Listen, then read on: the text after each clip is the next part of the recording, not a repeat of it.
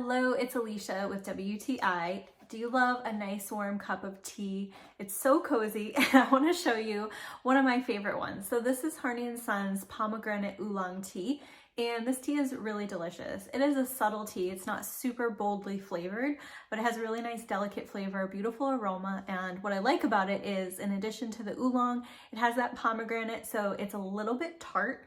Not overpoweringly, but it just has that little bit that adds a little brightness to the tea, so it's really tasty. I really like these tea bags because they come in these individually wrapped sachets, and so you could pop these in your bag if you wanted to take them with you somewhere. And they're really cool sachets because the way that they are designed, they are made to really allow the leaves to fully open up, so you get a lot more flavor out of these tea bags because of how they're designed. So I really appreciate that. Of course, very easy to use. You just open your packet and then you have your little sachet. So they have this unique little shape and a very silky little pouch, but you can see that it allows all of the tea inside to really move well. So it's almost like having loose leaf tea without being loose leaf.